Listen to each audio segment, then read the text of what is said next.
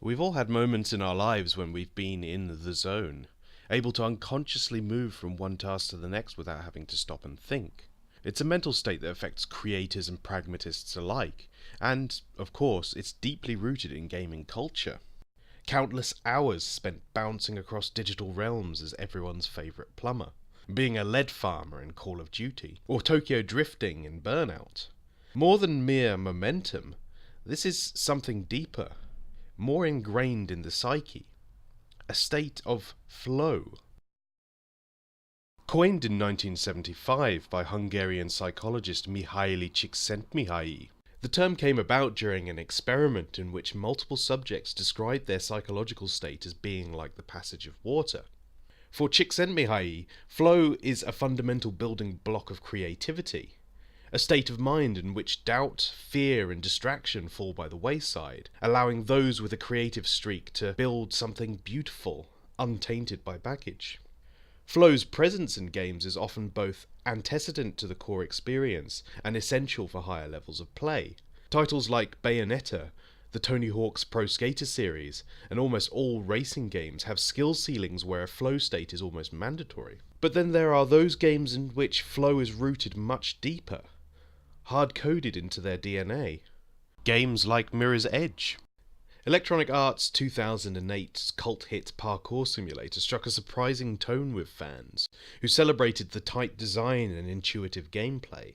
It was a game that provided a thrilling experience as you belt over rooftops, down drainpipes and across zip wires in first person.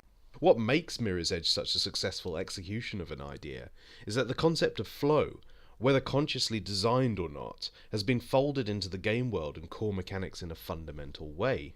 The speed and mobility of the player, the relative lack of visual noise and the bold, considered art style all come together to allow the player to make split-second decisions. A flash of red is immediately instructive, the lay of the land funneling the player towards their goal without the damning call sign of hand-holding. It's a brilliantly designed system, and 2016's follow-up, Mirror's Edge Catalyst, returns to this world with a few extra tricks up its sleeve.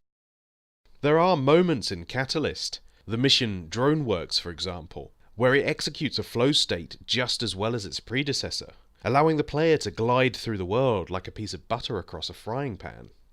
But small instances aside, Catalyst has a fundamental flaw that causes the game to break flow constantly.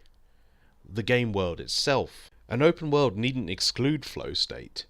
In fact, many games use their open world design to elevate a sense of pace and momentum. Just look at the Just Cause series, or Sunset Overdrive for examples of this. But Catalyst's world, bizarrely, ends up being less open than the first. It's bigger, sure, and the scale of traversal has been escalated thanks to the inclusion of a regularly upgraded grappling hook. But it feels less like a living space ripe for exploration, and more like a cage littered with much smaller obstacle courses. The city's horseshoe design, a choice that is utterly baffling to me, is made all the worse by progress barriers that are denoted by equipment rather than skill. Upgrades don't really make traversal easier either, nor do they open up the city for easier navigation. And a muddier sense of direction had me checking the game's largely unhelpful map on multiple occasions just to find out where I'd taken a wrong turn. The way the game's mechanics are interpreted is detrimental to flow as well. More often than not, the game's mission design would push you towards static jumping puzzles and maddeningly tough combat arenas, foregoing a sense of speed and momentum in favour of navigating confined spaces. Used in the right context, these could have been nice little respites that would act as a palate cleanser. But instead they feel sluggish, an obstacle to progress. And then you have that famously clean, instructive visual direction, this time muddied by dozens of distracting collectibles that add nothing of value to the game, other than to lay claim to being a bigger world with more content. Optional content that can be easily ignored is a valid enough rebuttal to this, but their presence in the world on an aesthetic level is a pointless distraction. On top of this, the way the game locks what many would consider intrinsic abilities behind a skill tree system, breaking pace to collect items and do side quests, becomes somewhat mandatory.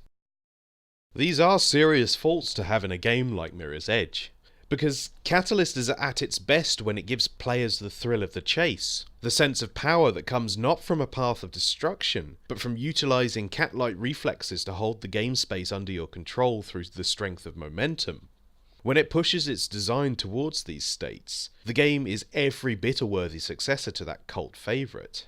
Mirror's Edge once did the unthinkable, translating a weighty parkour system into first person without warranting tidal waves of vomit in response. And that core gameplay is still there.